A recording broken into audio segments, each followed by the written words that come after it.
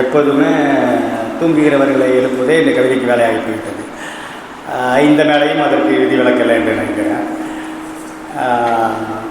வெறும் 15 நிமிடம் தானப்பா. ஒரு மிகப்பெரும் தலைப்பு இது.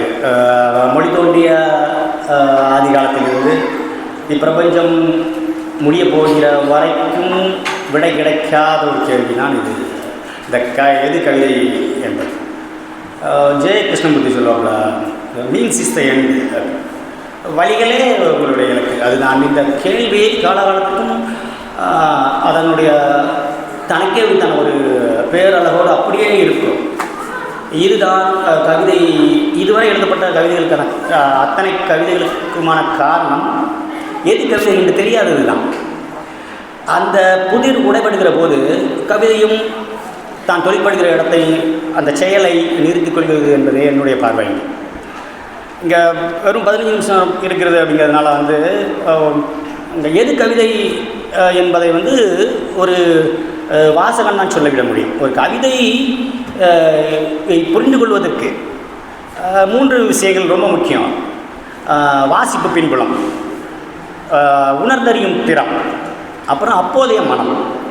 இப்போது இந்த சனிக்கிழமை நான் வாசிக்கிற ஒரு கவிதை புரியலை அப்படின்னா அடுத்த சனிக்கிழமை ஒரு வேளை புரியலாம். It takes time, we have to wait for that. So இந்த மெனக்கெடல் இருக்குல்ல, every writer should be a ரீடர்னாங்கல்ல, அதே தான் reader should be a reader also. நீங்கள் ஃபார் எக்ஸாம்பிளுக்கு ஒரு கவிதை சொல்கிறேன்.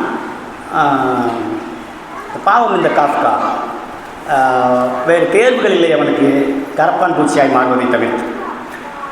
இந்த கவிதை புரிவதற்கு காஃப்கா நம்மளை யாருன்னு தெரியும். அப்புறம் கரப்பான் பூச்சி இந்த ராஸ்கல் ஏன் உள்ளே இருக்கான்னு தெரியும். இது மெட்டமார்ஃபசிஸ் அப்படிங்கிற சிறுகதையினுடைய ஃப்ரான்ஸ் காஃப்காவோட சிறுகதை, உருமாற்றம் அப்படிங்கிற நாவல். இதை ஒரு வாசகன் வாசிக்கவில்லை என்று சொன்னால் இந்த கவிதை அவனை போய் எப்படி சேரும்? என் வரையில் ஒரு எழுத்தாளனை விட தீவிர வாசிப்பை ஒரு வாசகன் தான் மேற்கொள்ள வேண்டும் என்பது என்னுடைய நிலைப்பாடு. அது அப்படித்தான் நிகழ முடியும். என்னுடைய பேசுபொருள் வெறும் நிலவை சுட்டுகிற ஒரு விரல் தான் கவிஞன். யவனிகா ஸ்ரீராமன் சொல்லுவார், நீங்கள் இனிமேல் கவிதைகளை கவிஞர்களிடம் எதிர்பார்க்காதீர்கள், கவிதை எழுதுவதற்கான சூழலை அவர் தருவார்கள், நீங்களே ஃபில் இன் தி பிளாங்க்ஸ் மாதிரி. நெடுங்கவிதையாக இருக்கலாம், 2 வரியாக இருக்கலாம், ஹைக்கூ, லிமரிக்யூ, சென்ட்ரியூ, என்ன வேணாலும் இருக்கலாம். அது கவிதையாக இருக்கிறதா அப்படிங்கிறதான் கேள்வி. இங்கே நல்ல கவிதை, மோசமான கவிதை அப்படிலாம் கிடையவே கிடையாது. கவிதை அற்றது, அவ்வளோதான் இது விஷயம். கொஞ்சம் பின்னால் வரணும். எப்போவுமே பாரதியிலேருந்தே நம்ம ஆரம்பிப்பாங்க, நம்ம எல்லாம் கவியாக இருக்கும். போதும் பாரதி விட்டுருவோம், பாவம் ரொம்ப கஷ்டப்படுறாப்புல. 7 கோடி பேரில் 5 கோடி பாரதி இருக்கும். அதோட பெரிய விஷயம் என்னென்னா 7 கோடி மக்கள் தொகையில் 7 கோடி கவிஞர்கள் இருக்கும், புனைப்பெயரையும் சேர்த்து. எல்லோருமே இங்கே கவிஞர்கள் என்று சொன்னால் யார் தான் வாசிப்பது? இந்த கேள்வி மிக முக்கியமானது. ஆழமான வாசிப்பு இல்லாது ஒரு பேனா பிடிக்கப்படக்கூடாது என்பது என்னுடைய நிலைப்பாடு. இப்போ நான் ஆத்மா நாட்டிலேருந்து வரேன். ஒவ்வொரு கவிதை நேரம் ரொம்ப கம்மியாக இருக்கனால நான் இதை மட்டும் சொல்லிடுறேன். எப்படிலாம் தன்னுடைய கவிதை தன்னை வடிவமைத்துக் கொள்கிறது, எந்தெந்த வகையிலெல்லாம் தொழில்படுகிறது, இதை மட்டும் வேறு வார்த்தையான இருக்குது. இதுதான் கவிதை என்று எவனாலும் மறுதிட்டு சொல்லிவிட முடியாது. எந்த கவிஞருக்கும் தெரியாததை போலவே எனக்கும் எது கவிதை என்று தெரியாது. இது எனக்கு தெரிந்த இந்த 15 வருட வாசிப்பு பயணத்தையும் இந்த 10 வருட எழுத்து வாழ்க்கையும் கொண்டு மட்டுமே சொல்லிவிட முடியாது. கம்பனே என்ன சொல்கிறான், பார்க்கடலை நக்கி குடிக்க முயலும் பூசைனா பூனை, கம்பனே பூனை தான். அப்படின்னா நம்ம யார்? இதுதான் கேள்வி. முதலில் இந்த கவிஞர் என்கிற சொல்லே நீக்கப்பட வேண்டும். அது எப்படி? அது 10,000 கவிதை இருக்காரு மனுஷன், அவரும் கவிஞர், நானும் கவிஞனா? யாது ஊரை யாரும் கேள்வி கனியில் பூங்குட்டன் பெயர் போடவே தெரியாது.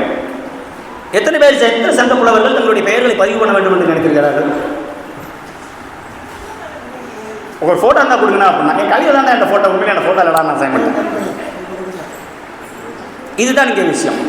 வெவ்வேறு முறையில் எப்படி கவிதை தொழிற்படுகிறது மட்டும் நான் சொல்லிடுறேன். ஆத்மா நாம்லேருந்து ஆரம்பிப்போம். ஒரு நீர் கவிதை எழுதுறாரு, ஒரு ஜீனியஸ் சொல்லிட்டே வருவார். எல்லாமே மாறிவிட்டன இப்பொழுது. வானொலி பெட்டிகள் போய் தொலைக்காட்சி பெட்டிகள் வந்துவிட்டன, மிதிவண்டிகள் போய் இருசக்கர வாகனங்கள் வந்துவிட்டன, அப்படி சொல்லிட்டே வருவார். நீளமாக வந்துகிட்டே இருக்கும். இந்த ஃபினிஷிங் டச் தான் அது மாதிரி. என்றாலும் இப்போது வரை பேசியது கிடையாது. பக்கத்து வீட்டுக்காரங்க. இந்த கடைசி லைன் தான் அடி தூக்குறது பார்த்துவாங்க. நீங்கள் ஒரு நீட் கவிதை எழுதுங்க, ஒன்றும் பிரச்சனை இல்லை. ஆனால் அந்த ஃபினிஷிங் டச் இப்படி இருந்தால் தான் ஒரு வாசகனை நீங்கள் அவ்வளோ தூரம் இழுத்து வருவதற்கான நியாயம் அவனுக்கு சொல்ல முடியும். ஒரு 20 வரி கவிதையை ஒரு வாசகன் மிக சாதாரண வாசகன் அழுகிறான் என்று சொன்னால் ஏதோ அதற்கு அதிலிருந்து தனக்கு கிடைக்கும் என்று நம்பிட்டு கொண்டுறானே. நீங்கள் அவனை அவ்வளோ தூரம் இழுத்து கொண்டு அப்படியே அட்டாடி இருப்பீதா? அது எப்படி அது? இதுவே ஒரு 4 வரி கவிதைகளாக, அதுக்கான நீட் கவிதைகள்லாம் கவிதைகள் அல்ல என்று அப்படி புரிந்து கொள்ளக்கூடாது. 4 வரி கவிதைகள் மட்டுமே இருக்கிறது என்று சொல்கிற பொழுது அதிலும் ஒன்றுமே இல்லை என்றே வைத்துக் கொள்ளுங்களேன்.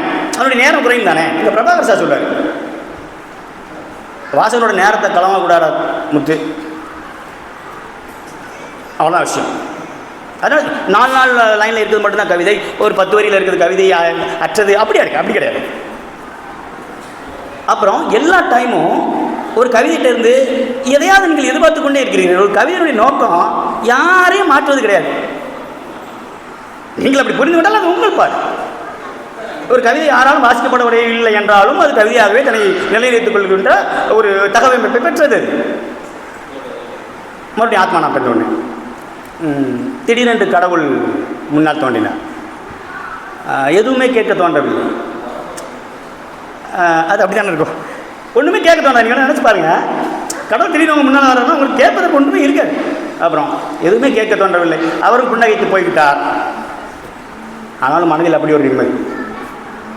இந்த கவிதையிலிருந்து நீங்கள் எதை எடுத்துவிட முடியும்? இதை அப்படியே உணராதவர்களுக்கு இந்த கவிதையை இது என்ன சொல்லுதுன்னா எதுவுமே சொல்லாதியா, அதுதான் இந்த கவிதை சொல்லுவேன். அப்படி மாறிட்டே வரும், வேறு வேறு ஸ்டாண்டில் வரும். அடுத்து